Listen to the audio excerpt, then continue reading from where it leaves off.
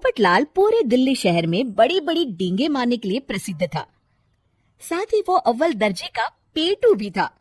उसकी इस आदत के चलते कोई भी आदमी उसे अपने घर भोज पर नहीं बुलाता था। फिर एक दिन पोपटलाल अपनी बहन के घर जाता है, जो दूसरे शहर में रहती थी।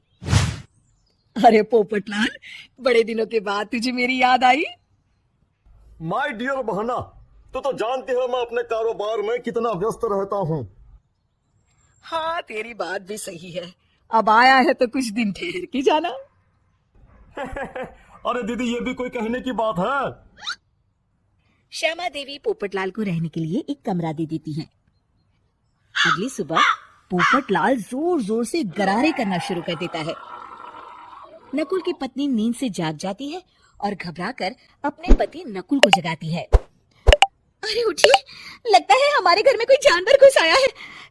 कैसी अजीब अजीब आवाजें निकाल रहा है, मुझे तो बड़ा डर लग रहा है।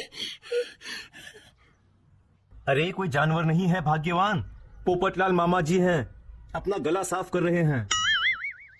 इतनी सुबह सुबह? अभी तो सिर्फ 4 बजे हैं। मामा जी इसी तरह से जल्दी उठ जाते हैं। अच्छा, ठीक है। नकुल की पत्नी जैसे ही सोने लगती है और जल्दी नाश्ता भी करते हैं। क्या मतलब? मुझे अभी उठ के उनके लिए चाय नाश्ता बनाना पड़ेगा? हाँ। अरे मर गई रे, अब मेरा क्या होगा? फिर थोड़ी देर के बाद नकुल की पत्नी मामा जी के लिए चाय नाश्ता बनाने में जुट जाती है। अरे भाई वाह, बड़ी अच्छी खुशबू आ रही है। बहू, जो भी बना रही हो फटाफट ले आओ, जोरों की भूख लगी है। हाँ मामा जी, अभी लाती हूँ।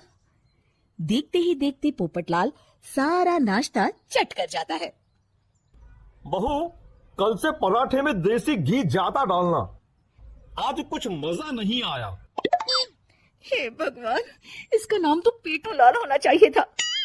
पूरे 10 लोगों का नाश्ता अकेले हजम करने के बाद भी इन्हें मजा नहीं आया।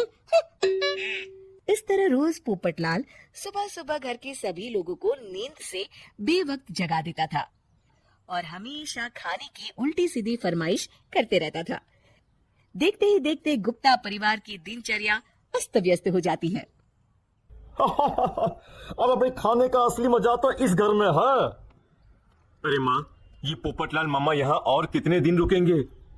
ये अकेले इतना खाना खा जाते हैं कि आज राशन वाला मुझसे पूछ रहा था कि अरे भाई, क्या आप लोगों ने घर में हाथी पाल लिया है?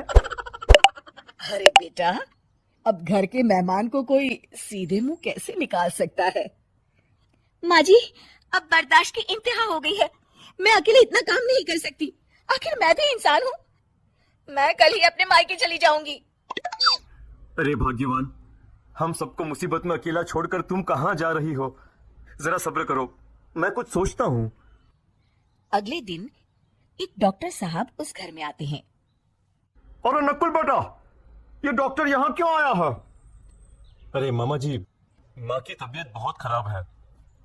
तबीयत तो खराब होगी ही, तुम लोग उल्टा सीधा खाना जो खाते रहते हो। देखो नकुल, मैं तुम्हारा फैमिली डॉक्टर हूँ, इसलिए आज से मैं जो कहूंगा तुम सबको वही खाना रोज खाना पड़ेगा। आजकल कितनी बीमारियां फैल रही हैं, पता भी है तुम्हें? आज से तुम सब सिर्फ सलाद और करेले का जूस पियोगे, समझे? डॉक्टर अंकल, आप ठीक कहते हैं।